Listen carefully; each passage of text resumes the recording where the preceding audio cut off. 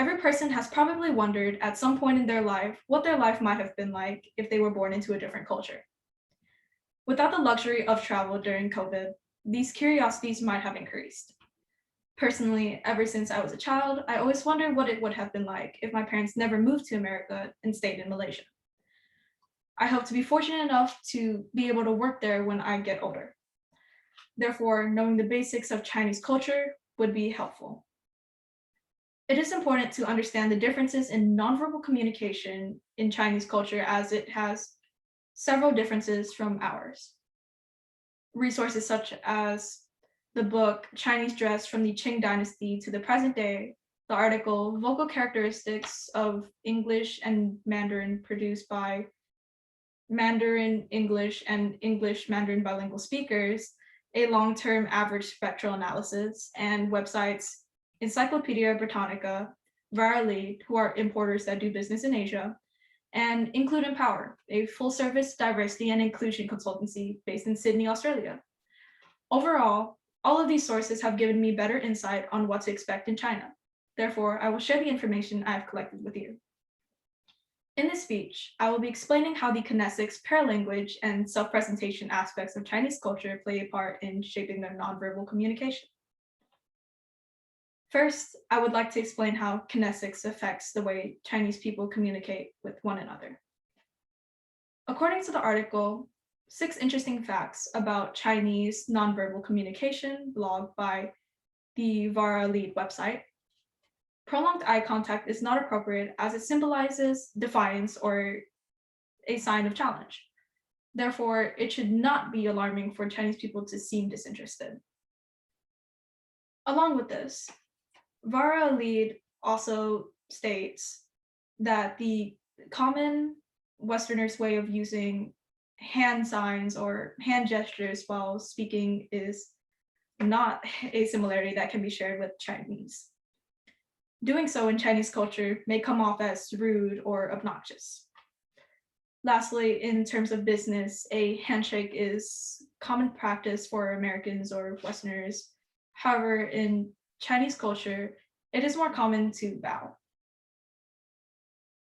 Of course, when Chinese people come in contact with foreigners, they will offer a handshake. However, it will not be very motivated or enthusiastic. This is due to the fact that bowing is actually a sign of respect. Secondly, I will describe how Chinese culture affects their paralanguage. The article by author Joycelyne Nguyen, Vocal Characteristics of English and Mandarin, Mandarin English and English Mandarin bilingual speakers, a long-term spectral analysis. Chinese people have different loudness comfortability levels. She then follows up by stating how they have experiments to prove that Chinese people tend to have a louder vocal comfortability range. Therefore, when speaking to a person with a background of Chinese culture, they may come off as a bit loud.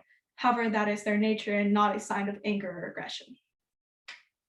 In a reverse situation, the Paralanguage Across Cultures blog by the Include Empower website states that as the silence can be seen as being content in American culture, it can be used as a sign of disapproval while maintaining interpersonal harmony in Chinese culture.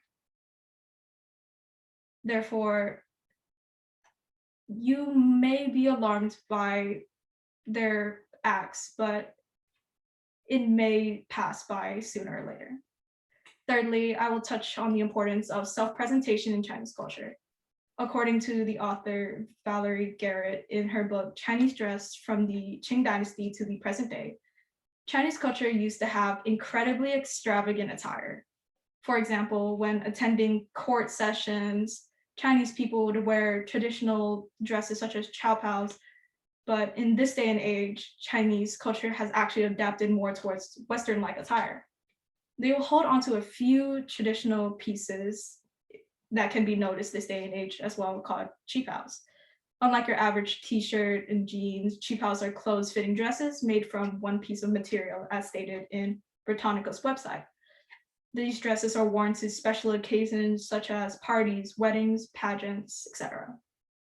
To summarize, by explaining the kinesics, paralanguage, and self-presentation aspects of Chinese culture, I hope that you are better informed on how these customs dictate nonverbal communication in our everyday lives. As Chinese culture and Western culture are incredibly different, I hope I have cleared up some communication barriers in order for you to be able to use in the case that you plan to travel or interact with Chinese without offending them and possibly earning their respect while also surprising them.